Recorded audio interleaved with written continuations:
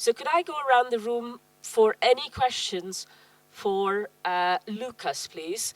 And I'll take your questions and then we'll feed them in with this general set of questions which come through for Lucas. Any questions for Lucas? Any for Teresa? Yes, please. There was a big tax reform in the U.S. December 2017. So we now have a territorial income tax.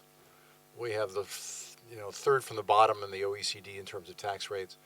And they gave multinationals that had parked all this money offshore 8 years to repatriate. They don't have to actually repatriate so long as they pay the tax, but they have 8 years to pay the tax. So anyway, that's an important qualification to your findings. And just you should take that into account, I think. Thanks. This is, of course, Jim Henry, whom many of you know, but am I right? Yeah. For a second, you looked a little bit surprised, and I thought, oh, have I got the wrong person? Yeah. But for the rest of you, if you wouldn't mind specifying your name before we go into the questions so that we know who you are, which institution you're from. Jim, thanks for that comment. Any specific questions for Teresa? Okay. For Lucas. Many thanks for your presentation. It was really informative. I was wondering, at the end of your presentation, you said that no treaty is better than a bad treaty. No, I mean, I'm not asking this question just for the sake of asking it, but what is the solution then? Because all the developing countries eventually are getting into this race to the bottom to sign the treaties. So what solution do you see? Thank you. Is that Mohit from JNU, is it? Okay, thank you. From JNU, India. Any questions, any other questions around the room for Dan or Arjun, who's already got a list of 7 questions, so any other burning questions in the room? Okay, yes, please. My name is Andres, and I'm from Colombia. That's probably about right. I just got a question for Teresa. Really interesting research. And I noticed that you put a graph towards the end of your presentation about the moments in which legislation was relieved to a certain extent on taxation and when it was actually tightened up.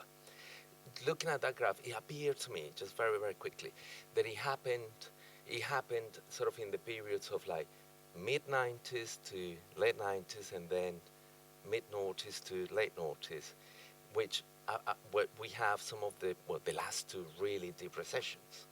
So to me, it looks a bit like perhaps there is a political element of this in relation to national policies to taxations, as when things are going up and things get on the wrong way, and then there's some more protectionist approach to taxation and income of the country and raise funds. So has this sort of element of that external factor of politics been looked into any research or your particular research?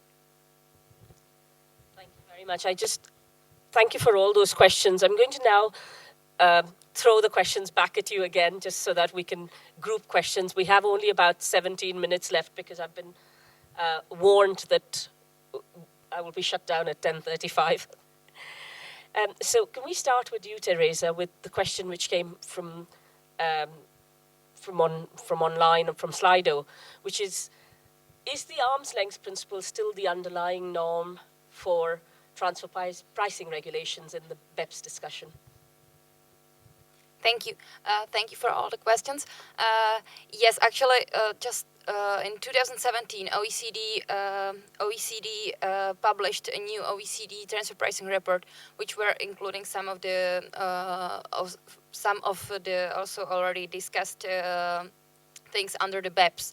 And the arm's length principle is still the underlying and the most important principle we use in transfer pricing to set the prices between unrelated parties.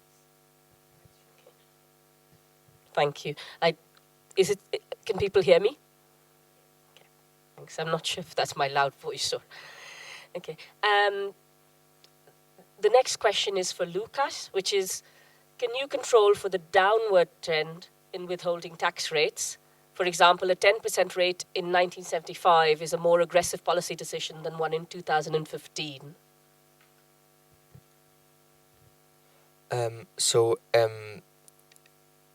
This research is kind of like a snapshot of like the current environment in terms of double tax treaty. So we cannot do like a historical analysis, but if we collect for each of the treaties a date, then it would be easy to have kind of like a dynamic view of the aggressiveness of each treaty for further research maybe. Thank you. It seems a bit stilted because this is the first time I'm using Slido. I've never used an online tool before. So I'm trying to ask questions, presumably in the voice of whoever it is who was trying to pose the question in the first place. So I apologize if this seems a bit strange. The third question is also from online, and I will come back to the questions you've posed in the room. So just to make sure all the speakers get a chance to add some comment. This is a question for Arjun, which is, assuming that African countries act rationally, they should get some advantage too from agreeing to lower withholding tax rates. What could that benefit be? And this is I presume it's some kind of economist asking this question. Yeah. Okay. Thank you. Yeah. Sorry. Give me 1 second.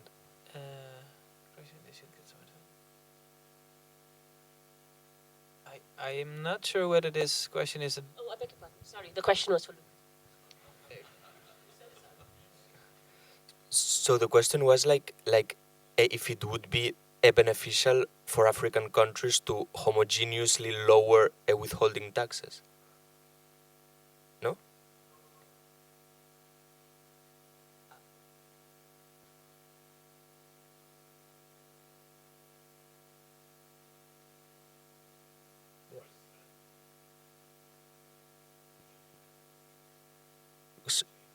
So bribes, for example, or bad or unclear assumptions in the calculation. For example, you have like in a treaty negotiations 2 stages. In the middle there is like lobbying. There are some people. One said, well, like if we had a treaty, maybe we could do this very a big investment, blah blah, and then you have someone like in the team that does kind of like a rough estimate of like the revenue, and then like the decision is taken. And what research by Martin Hirson, which I don't know if he's in the room, but he will be presenting that there is a very often like striking asymmetries between the negotiating teams of countries. So maybe like the estimates of like revenue loss or overall economic well-being can be very different in their truthfulness, depending on the skills of each negotiating team, which can be either like an army of like economists and tax lawyers, or just the Minister of Finance and an intern. Thank you. Sorry again, Arjun. I have 2 questions for you, which I'm going to try and pose together because I understand one is going to be a short answer and one is going to be a slightly longer answer. So one of the questions is, have you looked at how these clusters have changed over time and if corporations have moved a lot after a particular rule change? And the other question is about about Germany and France and why they are not attracting the certain types of FDI projects, or all the 5 types. So are you happy to answer both? I can see Javier nodding his head in the background, so I'll try and get back to you to offer a comment if you'd like to once. All right, yeah, thank you for these great questions. maybe before I answer them very briefly, because I saw there was one question about the data that we used, and it was a good question because I forgot to mention this. So we used two sets of data. One group, one set of data sources, which we use for the macro institutional indicators and the tax indicators. We draw from Eurostat, World Bank, Open Data, International Bureau of Fiscal Documentation, and the Unctatstat. And then we used data from Orbis for the micro level, so the firm level data that we used. But yeah, you can find more detail in the paper. The question. So the first one was whether we looked at change over time. The answer to that is simply no. We used an average of the last 12 years. Yeah, I'm not sure about the detail, but you can see that in the paper. And no, so we have not looked at how these clusters change over time. Would be very interesting if someone would like to do research on that. The second question, Germany and France. Yeah, well, let me start by emphasizing that. So we looked at the extent to which countries are successful in attracting these types of FDI relative to their GDP and also relative to other countries. So it doesn't mean that Germany and France are not attracting FDI. It means, so our findings mean that Germany and France are not as successful relative to what you would expect these countries based on their GDP to attract these specific types of FDI as compared, for example, to the countries in the different clusters that are successful. Yeah, and then one, I think, very interesting question. To what extent... Oh. These two, yeah. Okay, yeah. Then... and ideas why? No, this is, as I mentioned earlier, I think there's a political economy story behind this. So why France and Germany are not successful, which is another interesting avenue for future research. I think for both those questions, what I'm going to do in the comments section is to invite people to conjecture from the floor in terms of why Germany and France are not attracting it, and what in terms of Africa, what is the rational reason why they might choose to still engage in these agreements, because I assume there will be some commentary from the experts on the floor. I'd like to take one final question to Dan, which is not the data question which was asked of you, but a question about, with respect to outbound FDI from China, how much of it is state-owned firms and how much is round-tripping via conventional versus conventional FDI? So you mean outbound? Oh, so I mean outbound. I mean, so what I've looked at basically is specifically the percentage coming in from Hong Kong. What percentage of that belongs to state-owned companies according to a narrow definition of majority state ownership? Keeping in mind the data in Orbis is pretty sketchy for China in general, and the definition of a state-owned firm in China is a gray area. So the figure I have is, it looks like more than half of what I could find in Orbis is state-owned companies according to a narrow definition of what's coming in through Hong Kong. I haven't added up an outbound figure for China, but my sense is it looks like possibly even more if you look at the Chinese offshore investments in other countries would be state-owned M&Es. It's difficult to get a round-tripping figure for state ownership for China as a whole, basically because the data for BVI is so terrible, it's difficult to draw many conclusions about the micro level there, so that's why I've limited that to Hong Kong. But it's clearly like a very large percentage. But I mean, it would depend on how exactly you define a state-owned firm, and then taking into account these big confidence bands from the Orbis data issues. There is another question for you, Dan, which has come through, which is, how does the world's FDI map look like if you remove the effects of round-tripping? I think that's quite an interesting question. Well, I mean, that's one thing you can do with this. I would need to go back and look at the tables for the sort of, I mean, it would look pretty boring. You'd basically see the United States would be huge, and then Japan, and then like some other place. If you look at just the offshore investment component and strip out round-tripping, there's one figure further back that showed that basically the United States is way out ahead of everyone else in terms of non-round-trip offshore investment. Then the UK is in second place. And then interestingly, third place, they actually have Taiwan. for non-round trip FDI, but that's this sort of highly uncertain estimate for how much is invested in mainland China. So in terms of the offshore component of non-round trip, that's what I have at the moment. Thank you. Atul, your question, I have certainly got it. I wasn't actually sure which of the speakers you wanted to pose it to, because it's quite a broad question that might actually be useful for the audience to consider as well. So Atul's question is around, what does all this deliberate complexity mean for the theory of the firm? So could I ask, actually, instead of putting the panel on the spot, could I put Ronan on the spot, Ronan Palan? Because I believe Atul was trying to direct the question to you, and he was signaling. Oh, it was, okay, I beg your pardon. I can't ask you the question, no. Well, in which, it says Atul Shah here, and I thought he was trying to trick you. And I was always willing to be complicit. But in that case, is there anybody around the room who would like to have a first comment on this question, and then to give the panel a little bit of a chance to respond as well?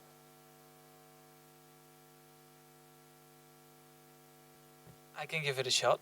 I do think this is a this is an excellent question, and I'm not going to pretend to have the full answer to it. But one thing I do think is that much of the theory, I mean, if you think about the firm as a fragmented corporate group rather than a specific entity, then much of the existing theory of the firm, as it exists in economics, focuses very much on, I would suggest, focuses very much on the top holding company and its relationship to shareholders.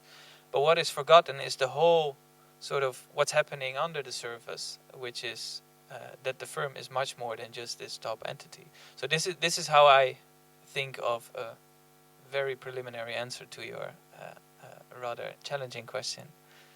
I think Sol has a... Sol, did you have a comment on this or a different question?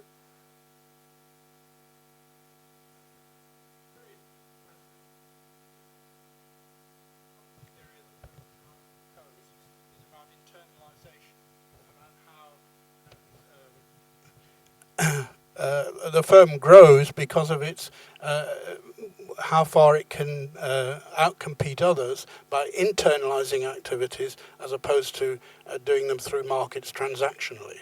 But that's generally focused on real activities. I think increasingly theorists of transnational corporations are focused also on the regulatory arbitrage, particularly for transnational corporations, that they've been able to grow not only by combining the advantages of location in different places, but also combining regulatory arbitrage, where I think tax avoidance is very key.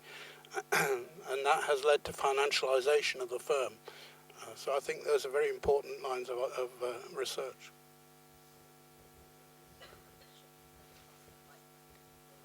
That was Sol Picciotto, Lancaster University. This is Ronan Palan. Yeah, if I can say some words about it, and I think these are really preliminary thoughts of mine, basis of research that I think Atul referred to and Aryan. I'm beginning to be more convinced that we are slightly tax avoidance biased. We are slightly tax avoidance biased.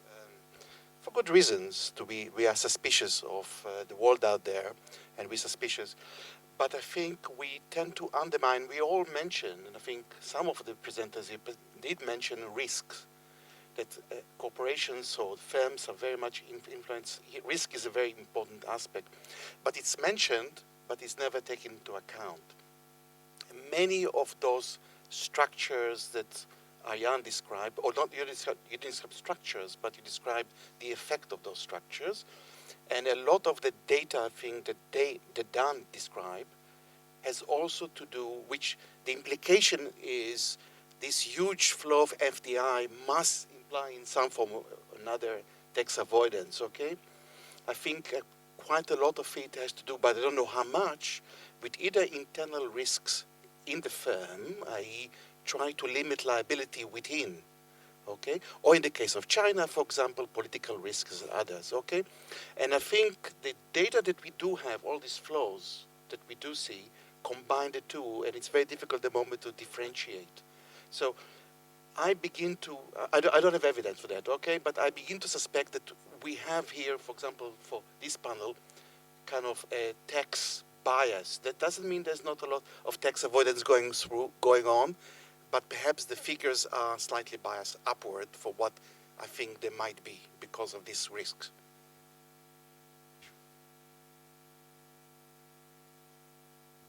Thank you for that. Thank you also for bearing with us while we plowed through a variety of questions. I realize your question up here, your two questions up here are not yet answered, and we'll try and get some commentary from the room in a second.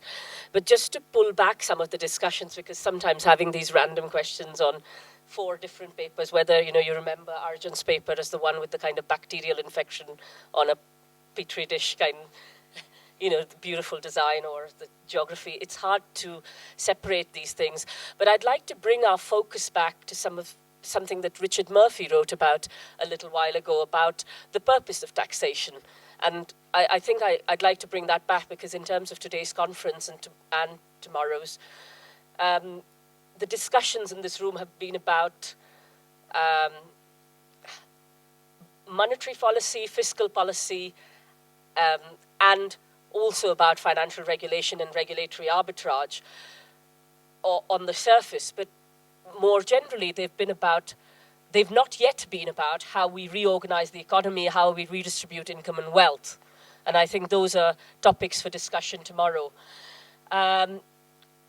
It would also be interesting to think about the repricing of goods and services and raising representation in a democracy, because in terms of taxation as a tool to achieve that, those are things that are coming to the heart of your questions, I think, really.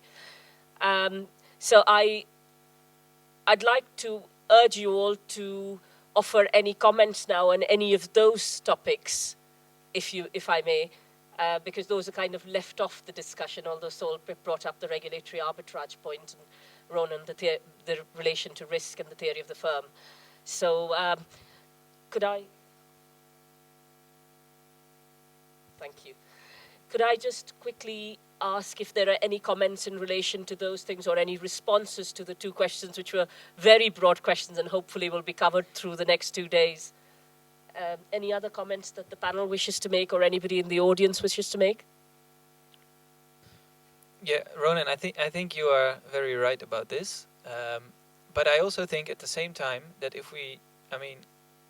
the distribution of risks and how sort of the management of risks through routing, FDI, through holding companies,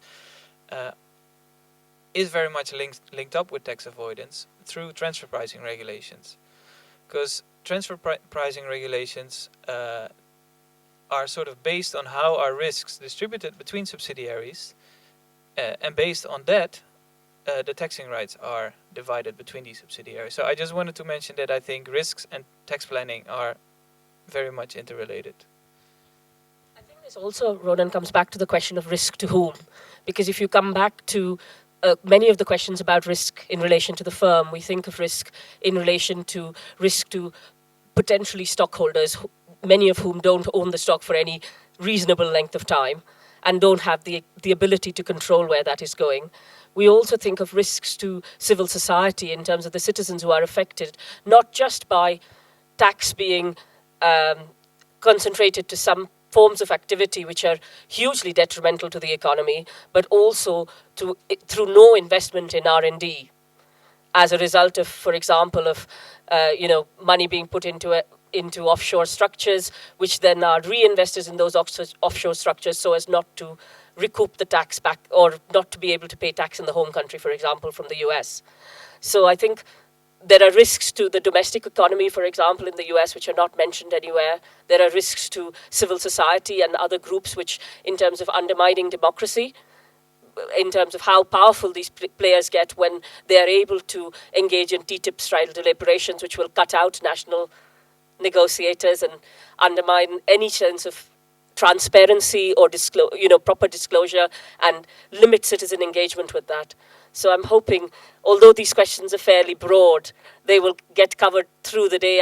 I'm reluctant to expect to answer them all in one session on FDI, although this offers us a kind of geographic as well as a very specific regional perspective in certain countries in terms of how FDI is evolving. And of course, more generally, I think the theme of financialization and how it is being justified and how the narrative is being changed in relation to how, whether this is, in terms of the narrative in relation to risk, or in terms of what is acceptable as for firms to do in order to be efficient, or whether we judge rate of return as the appropriate incentive or rational action as the appropriate way of behavior in which we judge what these firms will do in relation to regulation or how regulators will act.